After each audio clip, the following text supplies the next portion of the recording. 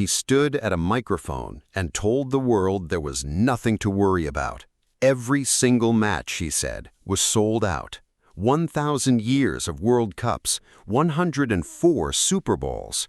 The demand, he declared, was unlike anything football had ever witnessed. Those were the words of FIFA's own president, confident, assured, delivered with the authority of a man who believed the story was already written.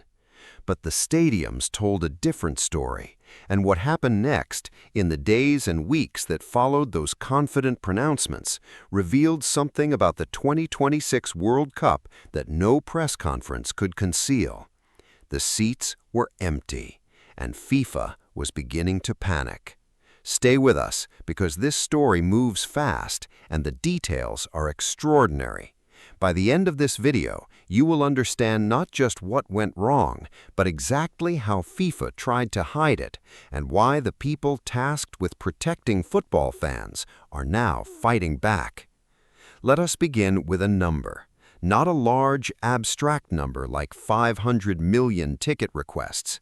A very specific, very revealing number.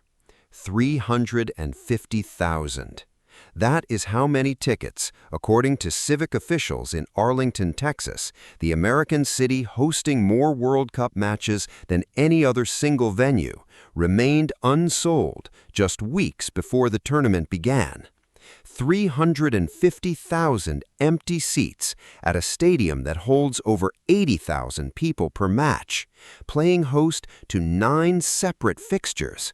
The deputy city manager of Arlington stood before a local council meeting and delivered the kind of statement that no host city official ever imagines having to make. She told elected representatives that of the approximately 700,000 tickets available across all matches at AT&T Stadium, somewhere between 35% and 50% had been sold. Half the seats unsold at the tournament's premier American venue days before kickoff. For the people who had spent years preparing that city, who had invested in infrastructure, in public transport, in welcome programs, in the full architecture of a once-in-a-generation sporting event, those numbers were not just disappointing, they were genuinely alarming. And Arlington was not alone. In city after city across the United States, a pattern had emerged that contradicted almost everything FIFA had publicly claimed. Toronto's matches showed hundreds of unsold seats across multiple fixtures. Los Angeles venues reported bookings well below capacity. Fans who had complained for months about being priced out of the tournament were now watching with a bitter kind of irony as those same expensive seats sat empty night after night on the world's biggest football stage. But here is where the story takes its first extraordinary twist, because while city officials and fan organizations were staring at empty seat maps and asking uncomfortable questions, something else was quietly happening on FIFA's own ticketing portal. Something that, when it came to light, would trigger a formal government investigation. Tickets were disappearing. In late May, observers monitoring FIFA's official portal noticed that the number of available tickets fell sharply by more than 44,000 in a matter of hours. No announcement, no explanation, no statement from the organization. Tens of thousands of seats simply vanished from the system overnight. The football world noticed immediately. Social media lit up. Where had the tickets gone? Had they been allocated to sponsors, given away quietly to fill the visible gaps? Or was this something more calculated, a deliberate strategy to manufacture the appearance of scarcity, to drive up prices on the resale market by making the tournament look more sold out than it actually was?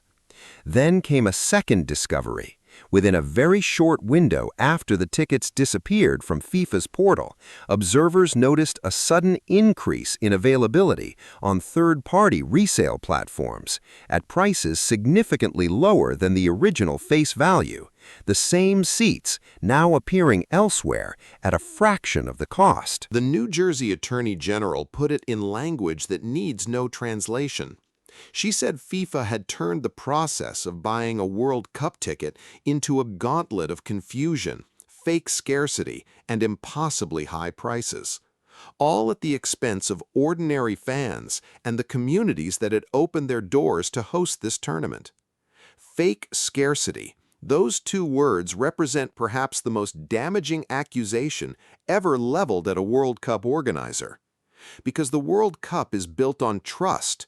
It is built on the belief that when you buy a ticket, you are participating in something genuine, something honest.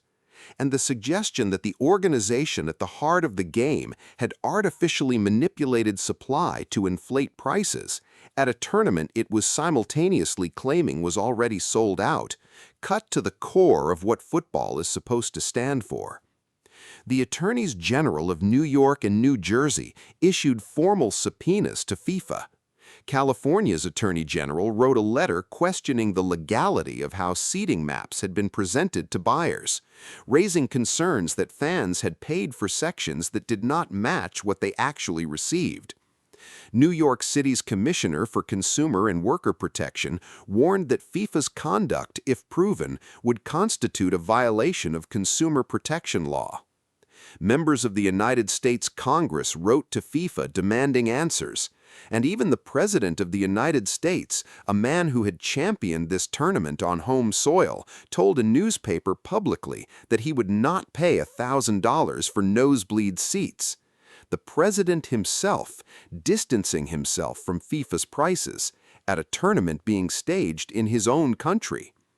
And then the full picture of what FIFA had been doing behind the scenes began to come into focus. Earlier in the year, when fan groups had begun to publicly challenge the pricing model, FIFA's president had responded by insisting that demand was overwhelming. He had said there were 500 million ticket requests for 7 million available seats.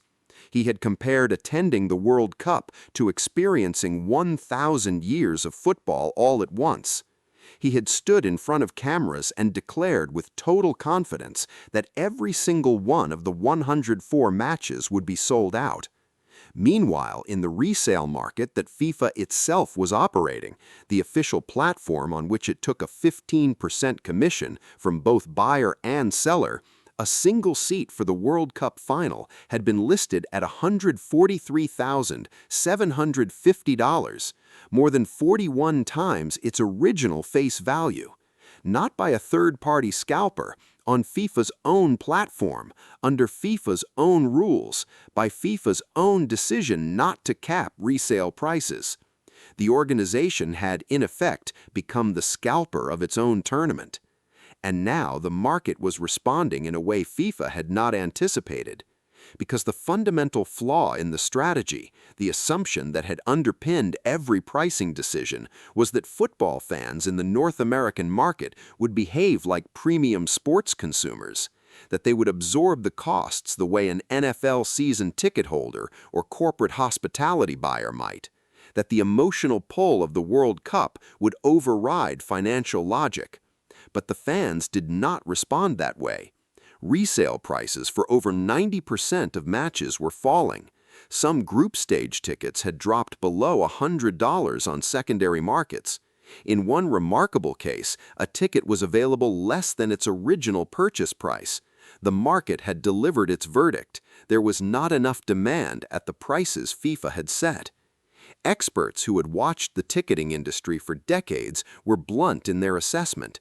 When you create a product and then artificially manipulate the appearance of its availability, they said, you do not create demand, you destroy trust. And once trust is gone, it does not return quickly. For the England supporters who were watching this unfold from across the Atlantic, the numbers were equally startling. Just 13,000 tickets had been sold for England's warm-up match against New Zealand in Tampa, a stadium that holds 69,000 people. The prospect of England's players entering a venue that was more than 70% empty in the final days before a World Cup campaign was a visual that would have been unthinkable in any previous era of international football. Three Lions Pride, the LGBTQ England supporters group, had already announced they would not travel as a collective. Fan groups across Europe were reporting lower participation than at any World Cup in living memory. The continent that produces football's most passionate and committed traveling support had, to a significant degree, decided to stay home. The question that hovered over every empty seat was the same question that city officials, legal investigators, fan groups, and members of Congress were all asking simultaneously. How did FIFA not see this coming? The answer, when you look closely, is that the warning signs were there. They had been visible for almost a year before the first match was played. The Club World Cup, staged in the United States in 2025, a tournament designed in part as a rehearsal for this very moment, had already exposed the danger. FIFA had been forced to slash prices dramatically at the last moment to fill stadiums. Seats had eventually been given away for free. The lesson was available, clear, and recent. And FIFA had chosen not to learn from it. Instead, FIFA's president had declared demand equivalent to 1,000 years of football. He had called the tournament comparable to 104 Super Bowls. He had stood in the corridors of Mar-a-Lago and told a television camera that every match was sold out. The reality was 350,000 empty seats in Arlington alone. It was hotel rooms in Boston, Dallas, and Los Angeles that had canceled 70% of their reservations. It was ticket inventories disappearing and reappearing on resale sites. It was attorneys general with subpoenas. It was a president who wouldn't buy a nosebleed ticket. And then, quietly, without fanfare and without anything resembling an acknowledgement of what had happened, FIFA began to panic. Prices on the official portal started to move. Last-minute ticket releases appeared.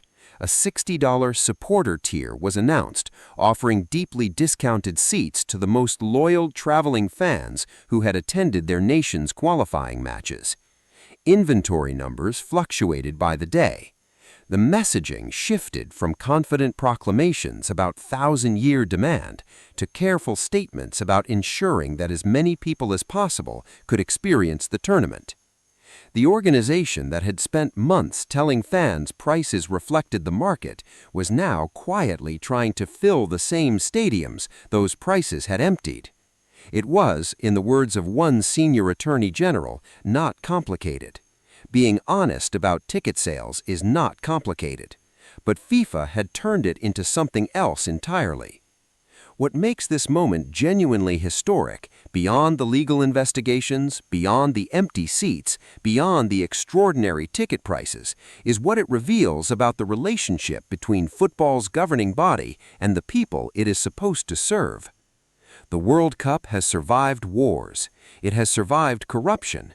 It has survived scandals that would have destroyed most institutions. It endures because the game is real, because the drama on the pitch is real, because the emotion, the tears, the goals, the unlikely heroes, and the heartbroken favorites is something no corporate strategy can manufacture. And perhaps that is why this moment feels so significant.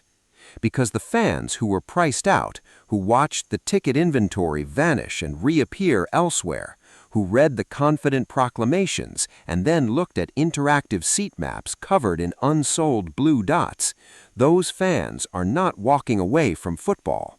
They are walking away from the organization that claims to represent it. That distinction matters, and FIFA's leadership would be wise to understand it before the next tournament begins. Because those empty seats are not just an attendance figure. They are a message, quiet, patient, and absolutely impossible to ignore.